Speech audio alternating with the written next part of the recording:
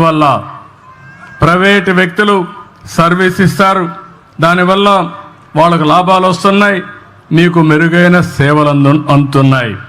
Current విషయంలో కానీ అనేక విషయాల్లో కాలేజీల విషయంలో కానీ చాలామంది ముందుకొచ్చి ఎన్నిపోయారు.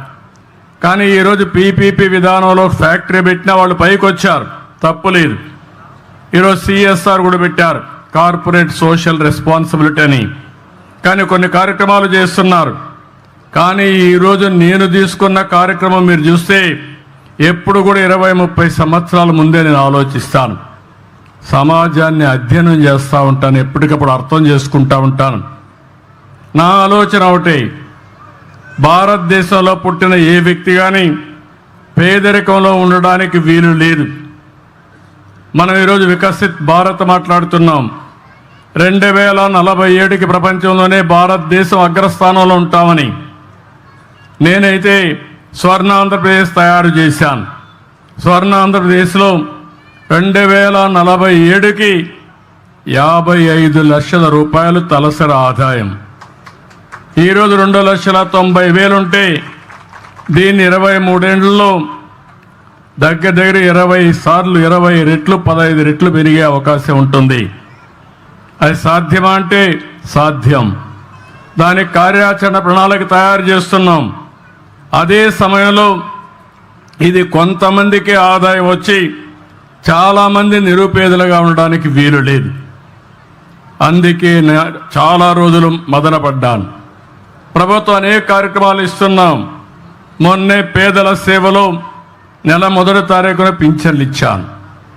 ఈరోజు మీరు చూస్తే 4,000 రూపాయలు పింఛనిచ్చే ప్రభుత్వం భారతదేశంలో ఒక్క ఆంధ్రప్రదేశ్ ప్రభుత్వం తప్ప ఎక్కడా లేదు. ఇక్కడుండే ఎన్డీఏ ప్రభుత్వం ఇస్తున్నాం. దివ్యాంగులకు 6,000 రూపాయలు ఇస్తున్నాం. ఒకప్పుడు 500 నేనే చేశాను. మళ్ళీ ఈరోజు వస్తే తర్వాత వచ్చిన తర్వాత 3,000 చేశాను. ఈరోజు 6,000 రూపాయలు చేసే పరిస్థితికి వచ్చాం. ఎవరైనా కిడ్నీ పేషెంట్లు కానీ లేకపోతే కొంతమంది లెప్రసీ పేషెంట్లు ఉంటే వాళ్ళకు 10,000 ఇస్తున్నాం.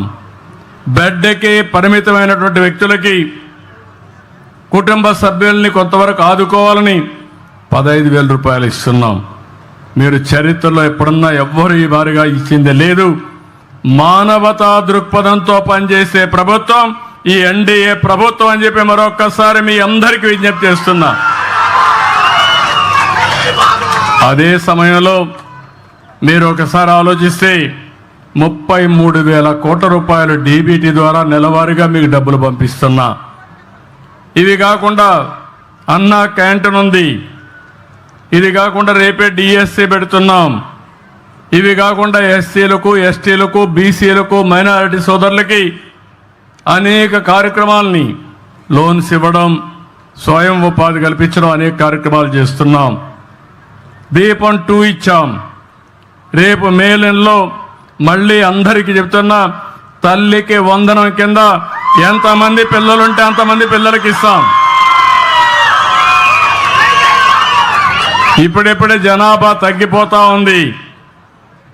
కనీసం ఒక కప్పులు ఎవరైతే భార్యాభర్త ఉన్నారో 2 పిల్లల కంటే తక్కువ కాకుండా 3 కంటే సంతోషం. కనీసం 2 ఉండాలి. లేకపోతే జనాభా తగ్గిపోతే ముసలివాళ్ళ సంఖ్య పెరిగితే ఈరోజు అభివృద్ధి చెందిన దేశాల్లో జనాభా లేకుండా అవస్థపడే పరిస్థితికి వచ్చారు. ఆ పరిస్థితి మన దేశానికి రాకూడదు అనేది నా ఆకాంక్ష.